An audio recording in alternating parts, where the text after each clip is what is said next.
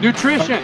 Let's get after it, man. Like, I know that it's one of the most sought after information that everybody's looking for, and I'll tell you why. My opinion is because everybody's looking for a quick fix. That's why so many people are interested in the nutrition side of it, because I think people know what to eat. I mean, some people don't. I get it. Like, I grew up around this. I hang out with people that do understand the benefits of eating fresh vegetables and fruits and nuts and seeds, and, you know, eating protein and carbs in a balanced diet, stay away from processed foods and sugars. But even if you're not somebody who's in the fitness and health industry, you know what you should be eating and what you shouldn't be. I think that most people are looking for a quick fix as far as nutrition goes, and there just simply isn't one, right? I mean, that's right. All there is to it. There's no such thing as a quick fix, and there's no such thing as a one solution for everybody. But we want to cover today on this podcast, we want to cover some possibilities. We want to talk about some things you should be thinking about when it comes to your daily nutrition, for your training nutrition before, during, and after. And then we also want to cover some nutrition stuff during a Train to Hunt event, or the Train to Hunt Nationals, or any kind of event that's around that length and that demand. So kick it off, Brian. Get it. Yeah.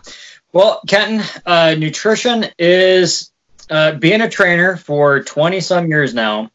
I talk about it every day, it seems like, and it's something that I have a passion for, but it's also something that I dread talking about it, because everybody has their opinion. Okay. There's a gazillion articles out there online and magazines, and there's just all kinds of diets and all kinds of things. Every day there will be a scientifically proven diet that does this, and then the next day there's a scientifically proven diet or food that debunks what yesterday said. So yeah, it's really tough, and it's for people that maybe are just new into eating healthy, it can be very, very overwhelming. So like you said, we're going to try to break this down, and I want to take it towards the avenue of how to prepare for a Train to Hunt event, like a qualifier event, the national championship event, and then also maybe how to eat for in the backcountry too, if you're doing an extended backcountry hunt. But so here's the thing. It comes down to just eat smart. Eat real food, okay? When you're hungry, eat. If you're not hungry, don't eat, and hydrate a lot. I mean, when you break it down. Define what real food is. Yeah. So, for the most part, you could say if you're looking at the ingredients of something, okay, and you don't know what it is or can't pronounce it, then odds are it's not a food that we really should be eating, or a food that our body knows what to do with it or how to break it down. So it may not digest it correctly. It might get absorbed into the body as a toxin, get stored in our fat cells as a toxin. But again, I want to stay away from that stuff, because there's a shout out to Ben Greenfield, one of our very own competitors, and he's going to be doing the national championship. He's got his own podcast, the Ben Greenfield Fitness Podcast, and he's got a ton. He's full of knowledge. He's got a ton of people that come on that know a lot more than what Kent and I put together both do. So if you are a person that likes to geek out on, the micronutrients, or exactly what to eat, when to eat, how it affects your hormones, or how it affects this or your sleep and all that kind of stuff, then that's really a podcast to listen to. Because quite frankly, yes, stress plays a role of if we lose weight or not. If we're talking about fat loss, stress plays a role. The amount of sleep we get plays a role. The amount of exercise we do plays a role. Our hormones plays a role. We could almost say that the stress, the food, the sleep, all of that affects our hormones, which controls how we lose weight, how we perform under stress, if we put on muscle mass or if we don't. So again, I'm talking till I'm blue in the face, but all of that does make an impact. What we want to focus on is this. I know people out there, especially in the Train to Hunt community, you're following the keto diet, or you're following the carnivore diet, or the paleo diet, or you're juicing, or you're doing this, or you're doing that. All of that is great for maybe for weight loss and being healthy. And one thing I want you to know is that there's a difference between eating to be healthy, eating to lose weight, or for fat loss. Those two diets are similar but yet different diets. There's a diet or foods that you should be eating, or the way that you should be eating to gain muscle mass, if that's a goal of yours. But again, specifically, we want to focus on how we want to eat so we are at optimal performance when it comes for a train to hunt event, or when it comes to our time in the backcountry, because I firmly believe that all of those diets are good, but when it comes to go time, those diets are not going to get you ready or prepared so that your body can operate at optimal performance. And let me stop you. Let me interrupt you for just a second before we get too far away. Okay. Yeah. We're going to jump into this. There's a couple things that I wanted to just address that you talked about, but I want to just re-stress. Sure. Real foods and are, in my opinion, real foods are one ingredient foods. An apple is an apple. A steak is a steak. Asparagus is asparagus. It doesn't have extra. There's no ingredients. It's a one ingredient food. If you can stick to a diet that is comprised primarily of one ingredient foods, then you're going to be better off. Now, if we want to talk about, what portions should we be using, protein, carbs, fat, like Brian mentioned, there's a lot of different opinions on that. There's a lot of different studies that will say a high fat diet is the best way to go. Some people will say a high carb diet is the best diet for somebody who is an athlete, which I would agree with during your high stress days. A high protein diet, we've all seen the Atkins diet. We've probably known somebody who it worked pretty well for, and that same somebody is probably back to the same weight that they were. So my advice in that, just around that, and then I'll close the door on this, is that real food is one ingredient foods. All right. The other thing that Brian touched on that I want to talk about is the stress in life. Okay. Now, when you're talking about stress, you have physical, mental, and emotional stress. All right. So you have three different areas of stress. One is pretty easy to track by just how much physical, what are we doing physically every day? Whether we're on our feet all day or we're out training, going for a long bike ride or a long hike, or we spent an hour and a half, doing an AMRAP in our workout. Now, it's the stress. The stress that is hard to really measure is the mental and emotional stress.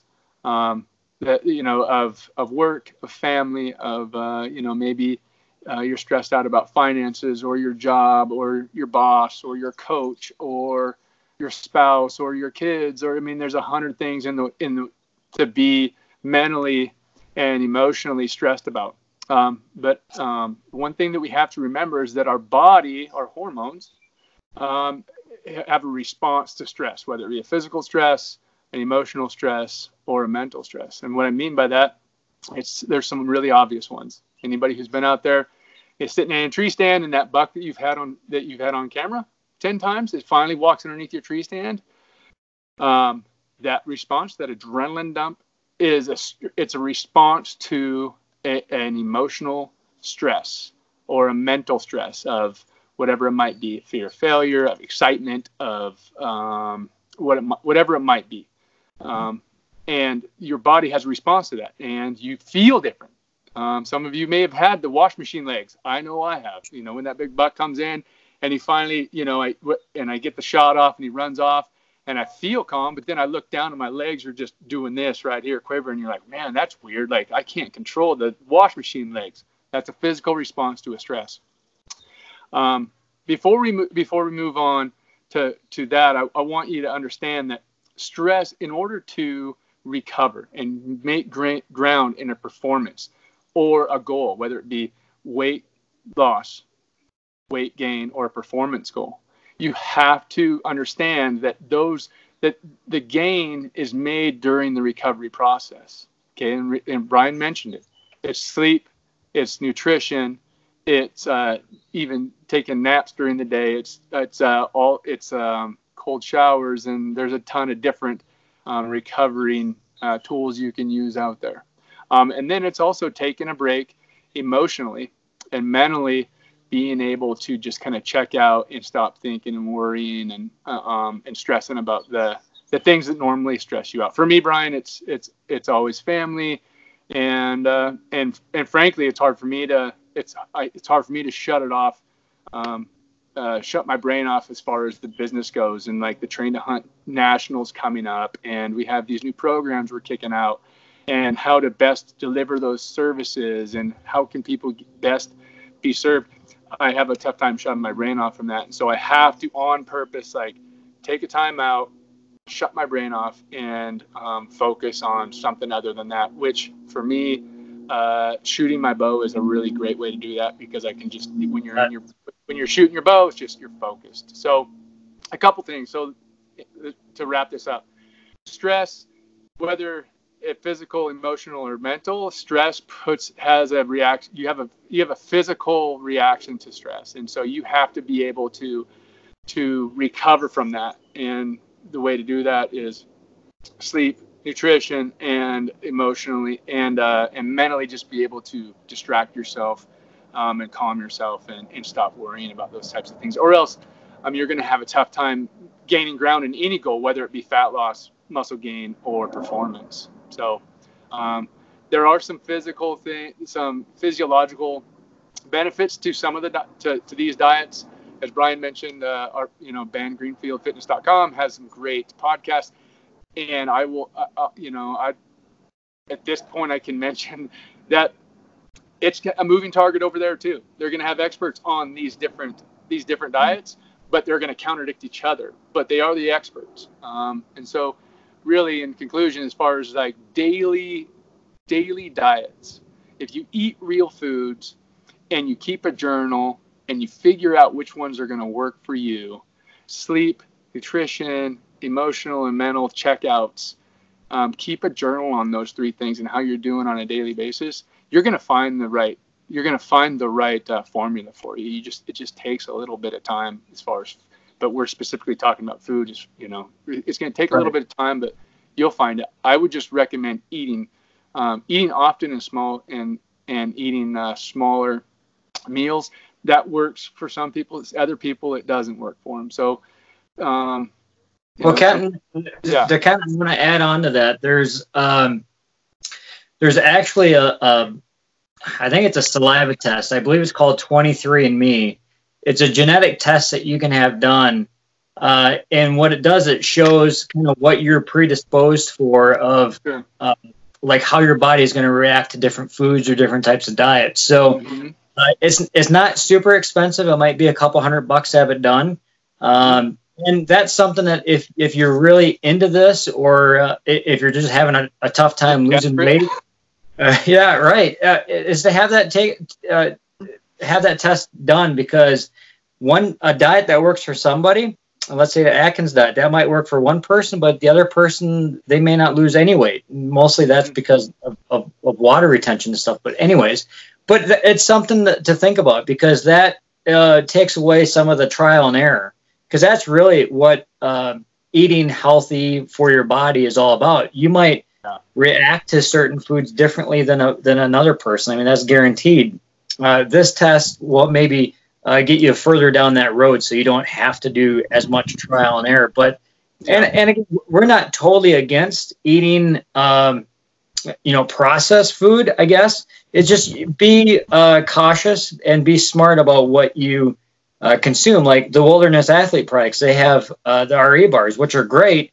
They have really good ingredients. Protein supplements. There's a lot of good stuff. Wilderness Athlete, again, has a lot of good products out there. They have a lot of good ingredients. And yes, there will be ingredients in some of that that you just don't know what it is or you can't pronounce it, but sometimes that's fillers to help that product bond together in a bar or dissolve maybe in water.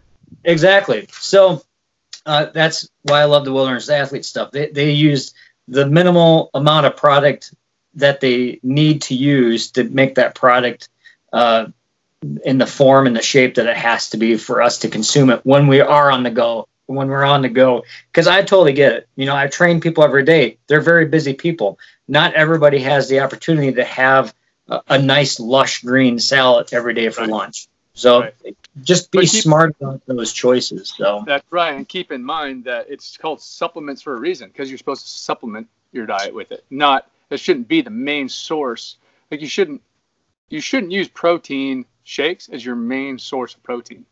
You shouldn't be like, you shouldn't think that, oh, I don't need to eat any protein today because I had, 50 grams of protein in the 3 shakes that I had or whatever. Those are meant to be products that you can use on the run, because, I mean, let's face it, Brian, we can't, like some of these carbohydrate drinks that we're talking about with the wilderness athlete, you're not going to be able to eat enough vegetables in order to get the amount of carbohydrates that you're going to need. You're going to need some product. You're either going to have to do a supplement or some sort of processed food. And guess what? Like Brian said, processed foods, timing is everything.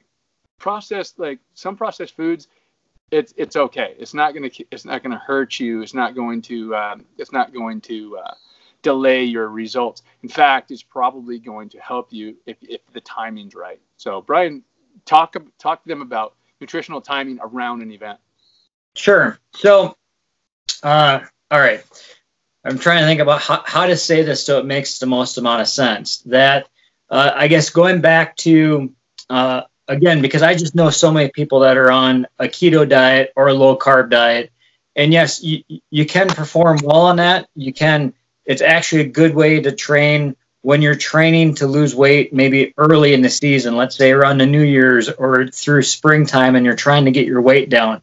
Those are not very good diets to have when you're trying to train for an event. Let's just national championship. Let's just focus around that. That's coming up in what, 4.5 weeks away. So the peak of your training should be going on right now. So if you are eating a low carb diet and you're training an hour, 2, 3 hours a day, multiple days a week, you're probably going to feel tired. You're going to feel mentally drained. You're going to feel like you're over training or not getting enough recovery. And that's because your body is not recovering quick enough because it's not getting the nutrients that it needs. So specifically glycogen, right? I mean, that's really what we're talking about. So glycogen is basically carbohydrates that we eat. Carbohydrates have a lot of different names, right? It's glycogen, glucose, and all of that means is where it's at in your body.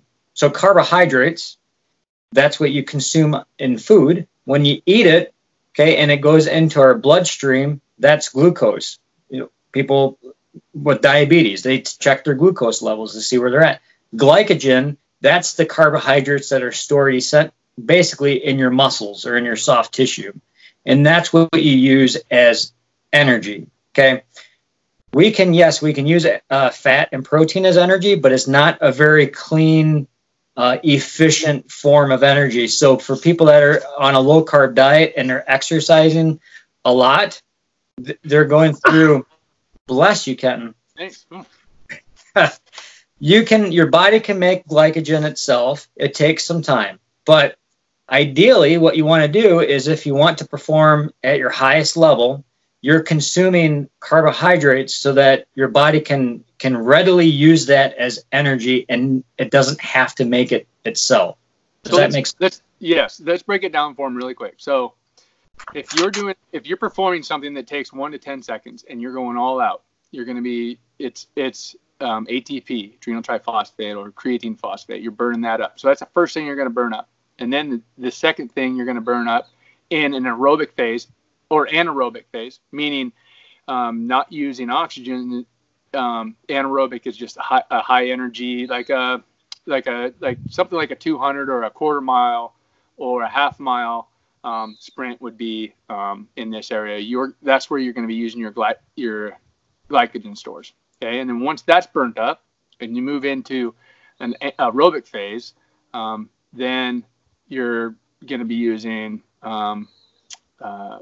It just means you're going to be using more oxygen, but you're burning through your glycogen before you get to more oxygen and lactic acid and that kind of stuff.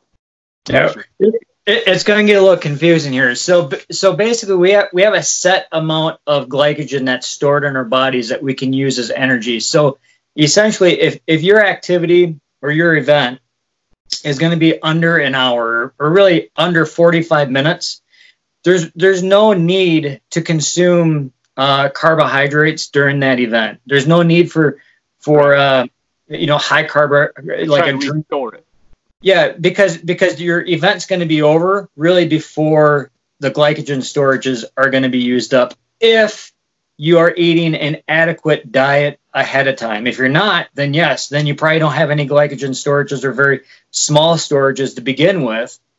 So that's why it's important to have a carbohydrate-rich diet for at least that week or so beforehand, so that your muscles can build that storage back up, so you have that to use as energy. So for most qualifying events that we have, we have been running them a little bit longer this year. Been trying to have a little bit longer challenge courses. So depending on the venue, some are 20-ish minutes.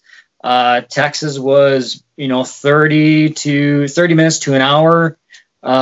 Wisconsin's going to be a little bit longer because we got some hills. So the Wisconsin qualifier that's coming up, that it's going to be right on that edge of you wanting to have some type of carbohydrates to eat during the event. I mean, maybe, but who knows? Right. But better safe than sorry, right? Right, and that could be as simple as mixing a Superman in your water bottle and having a water bottle with you out on the course. Yeah. It could be, just something simple like that. It doesn't need to be a lot. You don't need all that excess weight of other food and stuff with you. But an event like the national championship, where it's going to be several hours long, that's where you're going to want to make sure you're consuming something. And here's the thing. You need to make sure that, so if your event is going to last, if you know it's going to last longer than an hour, you want to start consuming stuff within that first 30 minutes, because it takes roughly 20 to 30 minutes after you consume that for it to get into your bloodstream, into the muscles to use it as energy. So just because you eat something like a Pro Bar Bolts or like the Gatorade little chewy things, or even a drink. Drinks take less time to get into your muscles because it's liquid, but still, it takes time. It's not like as soon as you drink it, that energy is right there. It's got to go through your bladder. It's got to go through your digestive system. So you want to start consuming nutrients about 30 minutes into your workout or your competition if you know it's going to last, several hours or at least 90 minutes in length. So the national championship is going to be a perfect example of that. You're going to want to have a lot of food and some wilderness athlete Supermans and hydrate and recover and all that stuff, so that you can just be feeling that body every 30 minutes. Constantly. Constantly, yes. The one thing, the one caveat here would be, make sure that you test these foods. Don't get suggestions from your friends and say, oh, I've never had that, but I'm going to take that to the national championships and try that out, because it might be hard on your digestive system, or you might have a reaction to it that's negative and doesn't increase your performance. In fact, it might stress out your body and suddenly your performance is down. You got a gut ache. Maybe you get the runs, or that's very common, Ken. People wait until game day to use these products. Yeah. And it's one thing to use these products just to eat them on a regular day. And, it tastes good. It's fine. But you really need to be pushing your body at that intensity that you plan on competing at. and then consume that food to see how it reacts in your gut. Because when you're working out, you got to remember the blood is extracting from your digestive system and going into your muscles. So that's why most of these the supplements that you eat during workouts are high in, basically just high in sugar, because that's the most easy, that's easier to digest than proteins and fats. So you don't want products that are high in protein or high in fat when you're working out, because that you're going to get a stomach ache for sure, because you just don't have the blood in the digestive system to break it down. Yeah. So check check your carbs, whatever carbs you decide. I would recommend, like Brian just mentioned, check something that's easy and quick, and something that, the other thing that's I think important is that it's something that you want to eat. Because if you just have a hard time choking it down, when you're really rubbing up against exhausted, and you just have to eat. First of all, if you're really, really tired, you're not going to be hungry. You're gonna want to eat because you need to eat and get energy in you. And so when you need to eat when you're not hungry, you want something that's going to taste good. It's going to be palatable. And that's why I'm a big believer in drinking my carbohydrates and my calories during this time, because it's real easy for me to just tip the bottle up and get it and drink it, as opposed to having to chew something and taste it and then swallow it and then wash it down. So right. What probably my number one thing would be like Hydrate and Recover and Energy and Focus. Those two products are something that I use. And by the way, all these products that I'm about ready to talk about are things that I use on my hunting trips as well. I would take some Packaroons. There's a simple carbohydrate, but they're really palatable. It's really easy. It's quick. I can grab some of those. Brian mentioned some of those energy chews. I would grab those and Gatorade energy chews and chew those up. And then if I was between, like, say, the race in the morning and the 3D shoot, the 3D shoot is when I would be eating the most. That's when I'd look at probably trying to eat some real food, whether it be, some jerky, a bagel with some peanut butter, and bacon on it, something that's a pretty heavy carbohydrate. And I would just be chewing on that during the 3D shoot, just to keep refueling myself, and I'd probably try to eat somewhere between 2,000 and 3,000 calories if possible. That's what I would shoot for between the race and the beginning of the challenge course. Try to get 2,000 to 3,000 calories consumed in that. And mostly you're going to want carbohydrates, a mixture of simple carbohydrates being the energy chews and some complex carbohydrates, being some sort of carrots and you have to eat a lot of them, but like some more. Well, let's back this up a step. Let's go. Let's break the next that Saturday. Let's break that up. So, okay, the race up the mountain is going to start pretty early, around 5 or 6 a.m. So for me, I would have a really good dinner the night before. I would be maybe salmon with sweet potatoes, some kind of vegetable, because that morning, for me anyways, I'm a guy that I get the nervous butterflies in my belly. And if I eat anything beforehand, it's going straight out. Yeah. So that's just how I am. And a lot of people are like that. Some people can eat whatever they want and it doesn't affect them. So that's just knowing your body. But so that the morning of, before that foot race up the mountain, sorry to interrupt you real quick. Just to touch on what Brian just said. I was doing my first triathlon about, 8 years ago. And I asked a buddy of mine who was really up to speed with eating before a triathlon. I asked him, what should I do the morning before triathlons? And he said, well, what do you normally do? And I said, well, normally I don't eat any breakfast. He said, then don't eat any breakfast.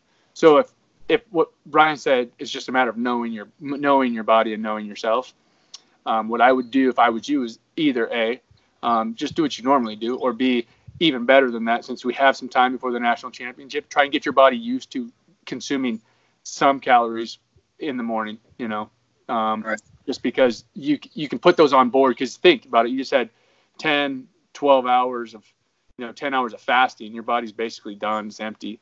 And I like Brian have a tough time eating before a competition that's that early in the morning. But if you can, try to get your body to adapt to anything, just any kind of nutrition right in the morning. But go ahead. And that's where maybe a protein shake or the Wilderness Athlete meal, specifically the meal replacement powder that they have, because that's a little higher in carbs, has some protein, some fats. That is what I would personally have before that. And then once that event starts, again, we don't know. We're not going to tell you exactly how long that foot race up the mountain. It's going to be a while. It's going to be several miles. It's going to be steep. And so you just need to be prepared. And it's going to take most people. Some people they're going to get up at no time at all. But on average, you're probably going to be pushing that time where you're going to need to be consuming something at some point along that trip up the mountain. Yeah. So if one thing I wanted to add in there is that if you're a person that really just does not eat any processed stuff, I recommend raisins, because that's a very high carbohydrate. Any type of dried fruit to have in your pocket to get as quick energy. And some people that have sensitive bellies, that's might be one of the best things to try out, is just some dried fruit. One of my old professors that was an endurance athlete, he would take baked potatoes. He would chop up a baked potato and consume that. It's really quick, starchy food. So you can be creative with it if you don't want to go out and purchase stuff. So, did you just say potato? Do you not like how I say potato? Well, I'm an Idaho boy, and it's potato, I think. But potato? Potato. Yeah.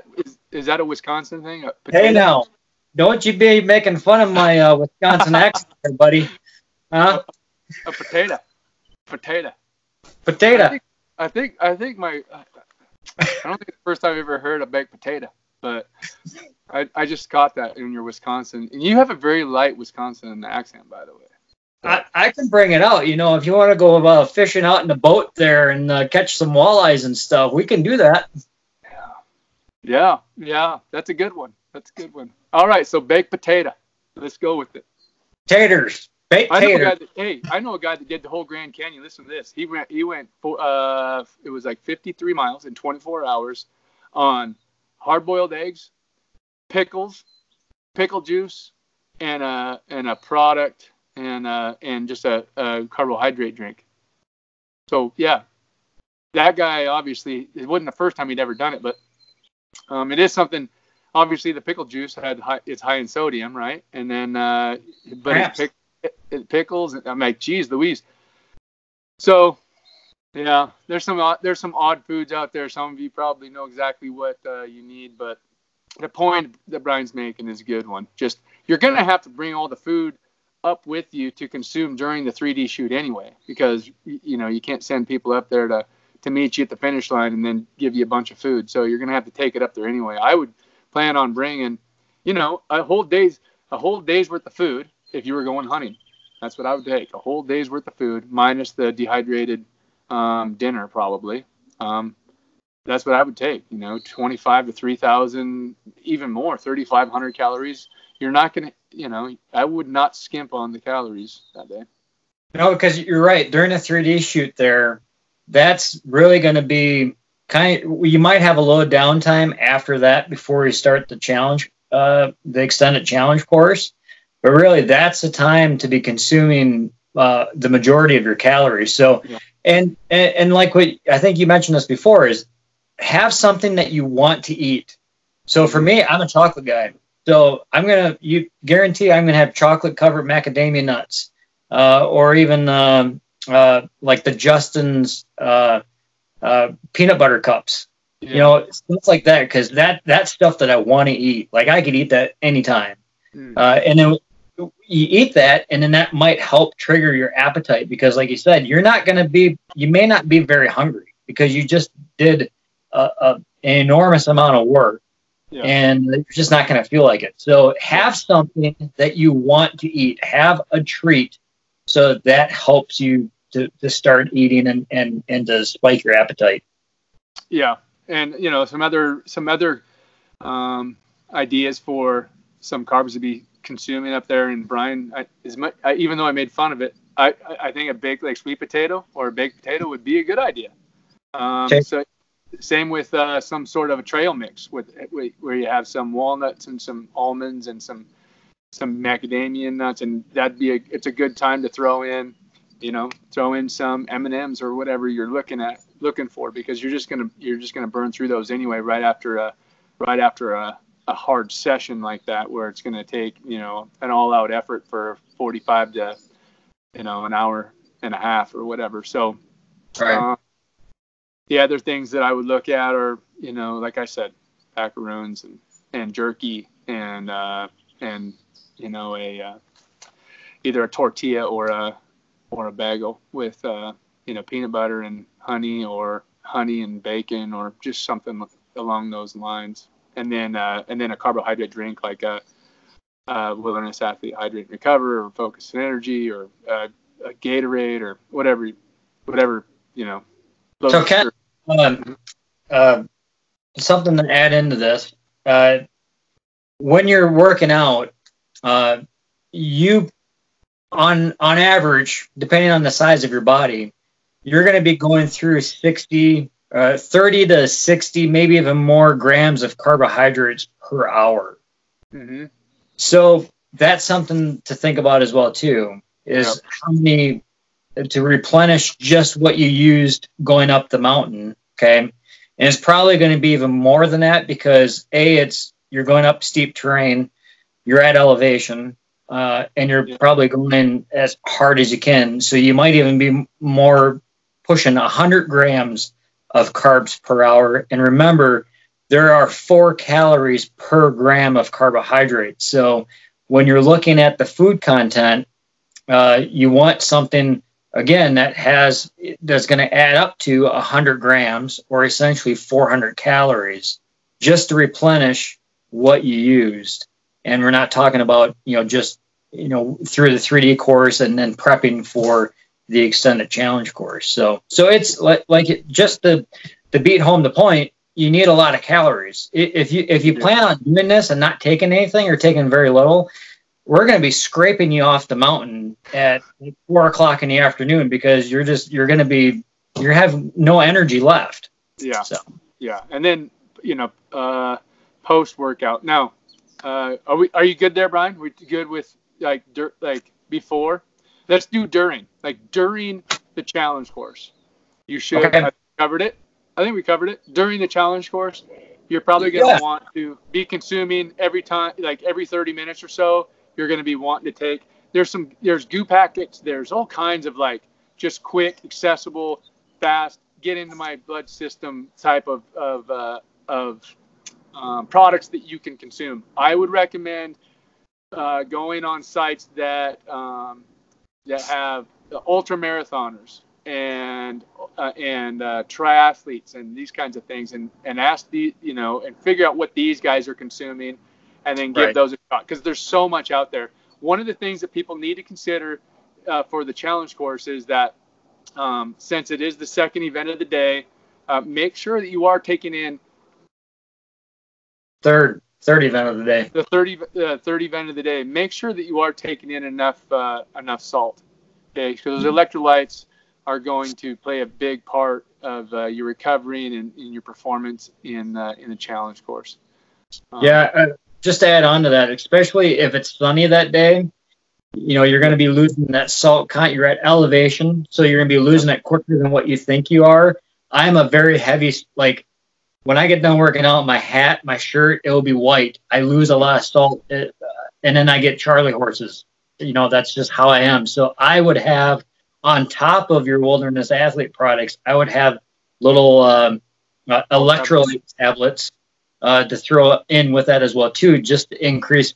it's going to be very hard to OD on electrolytes that day because you're going to be using so much of them. So you'd rather err on having too many than not enough. And go back to one more point. I can't emphasize enough to test out the food that you're going to be consuming, because even for me, you look at the little goo bolts or whatever they're called, the little chewy things. Yeah. So for me, I can hardly chew those up and swallow them, whereas the ProBar company product, those are great. Looking at them, they almost look identical, but for whatever reason, one I can eat good, the other one I can't even swallow. I have to spit it out. So just because your buddy might be using it doesn't mean that it's going to be good for you. So, okay, let's touch on though, Kenton, before we talk about the post water, like hydration, like how often should they be drinking, and how much do you think they should be consuming? So on a daily basis, I would recommend anybody no less than 32 ounces of water a day. The one thing that the research has shown, started about 4 or 5 years ago, the new research came out that just basically said, drink to thirst, because your body will take care of itself. Now, if it's hot or you're at altitude, you want to consume more water then your body's going to be used to saying, hey, I'm thirsty, so you need to drink water. Some people need less water than others. Some people need more. But I would just say, as a good base, I'd say 32 ounces of water a day is a good base. If you are performing, or you're in a high stress situation, whether it be physically, mentally, emotionally, I would just up that a little bit, especially if it's physical stress especially during the national championship. And I would just be, I'd just be sipping on it all day. I just sip on it. And the other thing is that to note, Brian, is that during, you want to start your hydration. You always want to be on top of your hydration. But if you have been, lacking and maybe not paying attention to your hydration, you want to really start like at least 24 hours prior to your event. Just start paying attention then. If you do nothing but pay attention 24 hours prior to the event, during the event, and then 24 hours after the event, and then the rest of the time you just drink to thirst, great. You're probably going to be okay. But before, during, and after the event, just make sure that you're getting at least 32 ounces of water. You should be taking a break. So physically, you shouldn't be too stressed. Mentally, you're going to be a little bit stressed. Hopefully, emotionally, you're not too stressed out. But during it, Kenton, we could talk about urine color. Yeah, I mean, your urine should be about the color of straw, right? So it shouldn't be clear. Okay, if it's completely 100% clear, then you're plenty hydrated. But really, what you're looking for is like the color of straw, just a light yellow tint to it. If it's any darker than a light yellow tint, then chances are you're probably dehydrated. But multivitamins plays into that. There's some things if it's neon yellow, then you're probably getting plenty of hydrate and recover. You're getting plenty of hydrate and recover. So if you take a multivitamin or you drink some hydrate and recover, your urine could be fluorescent yellow. But just if you're just drinking water and you're not taking a multivitamin, look for just a tint of yellow in your urine. The one thing that I can't stress enough is the electrolytes, because if you don't have the electrolytes, meaning sodium chloride, and potassium, you don't have those in your system, water is not going to do you any good, and being hydrated is not going to help you. So make sure that if you're a salt sweater, take salt tablets. Like Brian mentioned, you're not going to overdose on salt. So take some electrolytes. After each event, I would just make sure that you're drinking water until you take a leak and it's about the color of straw, and now you're good. Then I would just sip throughout the day. How's that, Brian? How'd I do?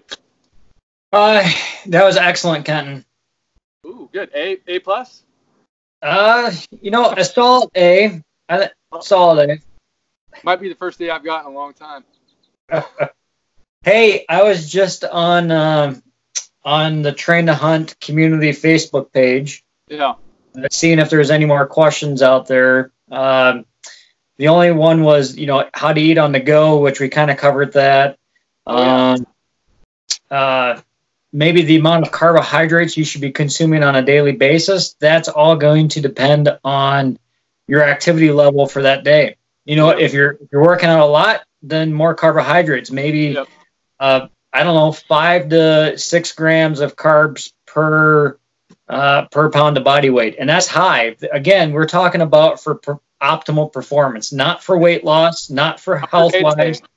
Yeah, strictly for optimal performance. You need to probably be eating, this is ironic because people used to eat way too many carbs, but I think with the audience that we have that's going to be watching this for Train to Hunt, I'd say most people may not be getting enough carbohydrates to replenish to be operating at a high level. So, yeah, I'd probably agree with that. People are really, really carb conscious these days.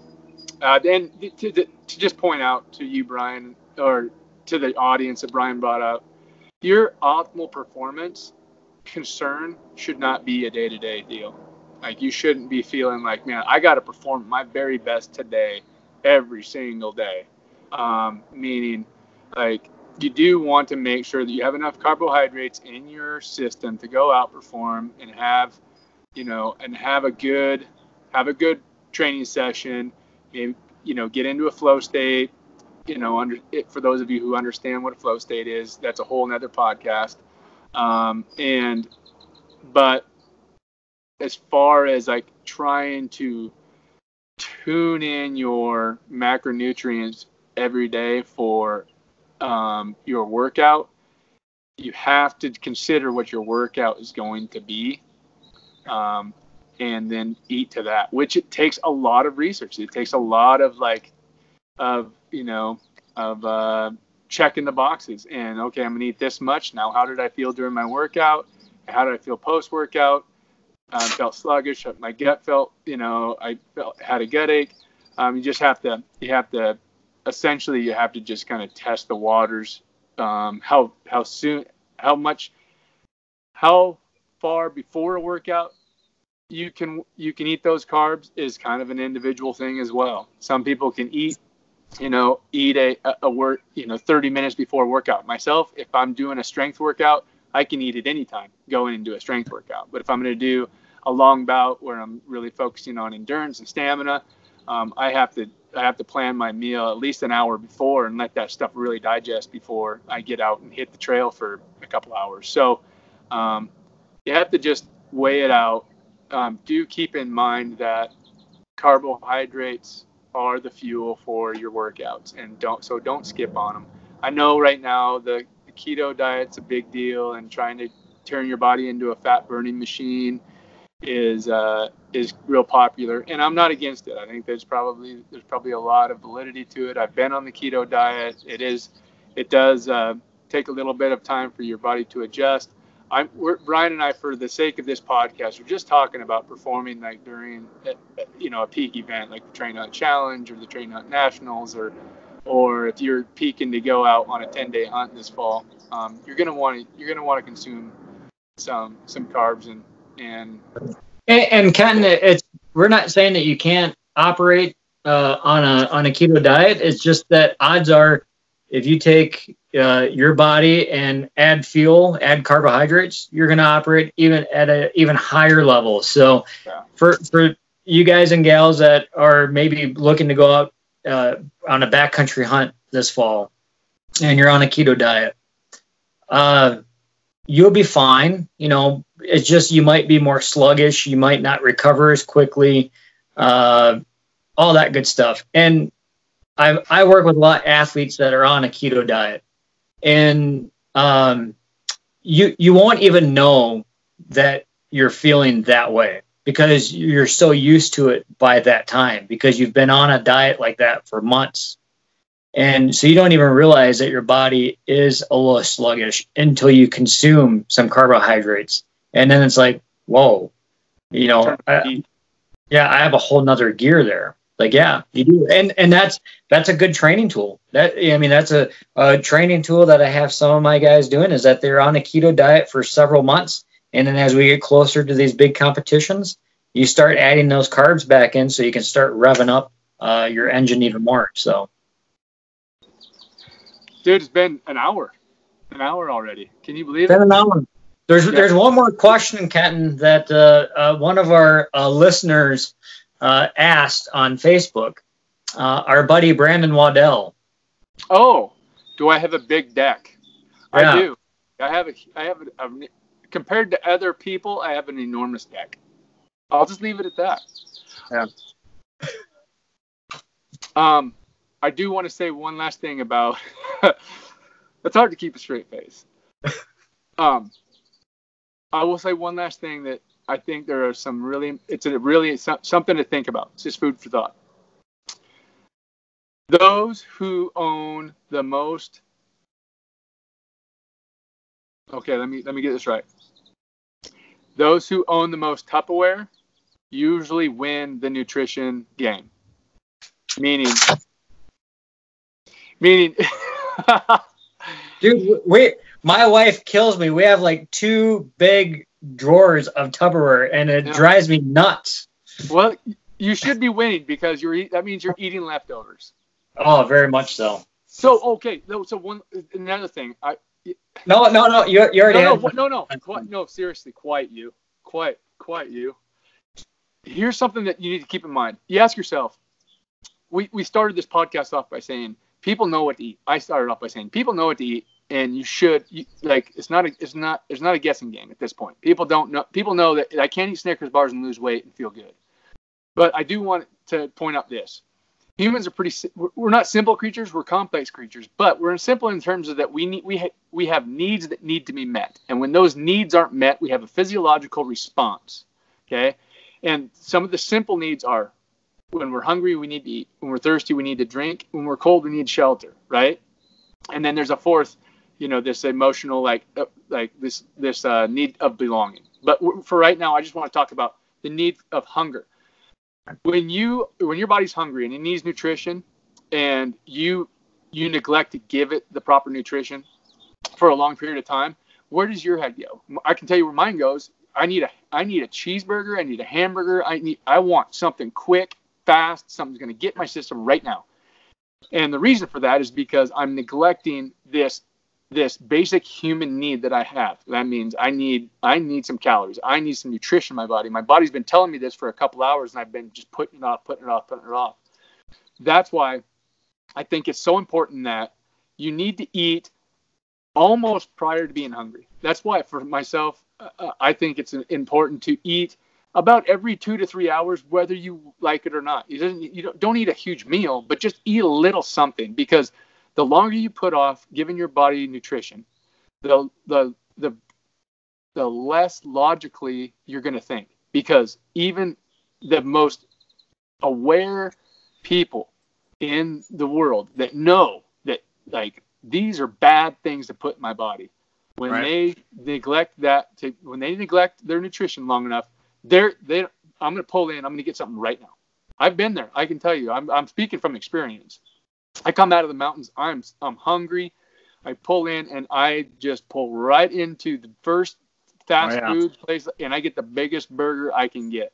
And I'm not saying it's because I'm unconsciously unaware. It's because that's what I'm going to eat. And if you do that every single day, you're going to be in trouble. So don't neglect your desire for hunger or thirst. Thirst can do the same thing. If you're super dehydrated, your body could respond in a hunger response and say, man, I need some quick carbohydrates. You start stuffing your face. If you find yourself stuffing your face full of ice cream and cookies and cakes and quick carbohydrates at night, it could be that you're dehydrated. Slam a bunch of water and see if it goes away. So the other thing, Ken, is sleep. If you're not getting enough sleep, that throws off your serotonin levels and other chemicals in the brain, and it you might want to eat as healthy as you can and exercise and everything, but if you're not getting enough sleep, your brain will play tricks on you and crave those carbohydrates. So, or those the bad foods. So that's right. Moral of the story: sleep, eat often, drink often, and you'll think more rationally. You'll make better choices in your life, and you won't be putting questions on the Facebook page like, does Kenton have a big back? Yes. I don't think Brandon is getting enough sleep right now. I think he's a little stressed. I think he's a little stressed, honestly. I think so. Well, what do you think? You feel good about it? I feel good about it. Guys and gals, if you have questions, feel free to comment below wherever you might be watching us on or listening to this too. We'll do our best to answer them. And we look forward to, we have 3 more events this year, or at least for the outdoor season. We had the Wisconsin qualifier, June 29th and 30th. Guys, that's going to be an epic event. It's at Tyrrell Basin. We have a live band. We have novelty shoots in the afternoon. We have all kinds of stuff going on, stuff for kids. Nathan, the owner of Tyrrell Basin, is really doing a lot of stuff for us, so it's going to be a great event. We have the Powderhorn qualifier, July 6th and 7th. For you folks out west in the mountains that haven't done one yet, that is your chance to get in before the national championship, which is July 13th and 14th. And folks, we have more prizes and awards that are rolling in every day. It's going to be a great event, and just being out there, the ambiance of the mountains, like-minded people. I'm really excited and looking forward to meeting a lot of new people. Yeah, that's good, man. I would throw this in too. Guess what? We're going to give you a discount, right, on the Wisconsin and the Colorado event. I'm going to go ahead and activate that discount again for the next 24 hours. So if you use the promo code TTH, all capital, 219, we'll give you $20 off your entry fee for Wisconsin and the Colorado qualifier. So there we go. There's no excuse. You guys get out there, enjoy it, and have a good time. And in the meantime, if you're looking to train, you guys, I understand that the workouts are easy to come by, but not all workouts are created equal. If your main focus is to train for the fall, for the mountains, for the outdoor adventures that we all love and enjoy and want to continue to do till we're in our late 80s, go to traintohunt.com, become a member. You get daily workouts. You have access to one-click programs. And right now, the No Shape to Mountain Shape, this would be a perfect time to jump on that No Shape to Mountain Shape. It's 16 weeks. It's programmed so that you have rest periods and you're going to ramp up and then deload and then ramp up again and going to march you right into September ready to go. So it's a really affordable program, $120 for the whole year. You get access to these things for the whole year. So and there's plenty of other things that go along with the membership that are just really fun byproducts of it. So I hope everybody's out there training regardless. I know that fall's coming. It's going to be here before you know it. So until then, I will stroke my beard, and we will talk to you later. Do you have a beard? You don't have a beard. It's miniature. It's miniature. That's scruff. I will stroke my scruff. I'm saying some really awful things on this program, man. My big back. I'm stroking my scruff. I think we ought to just cut her.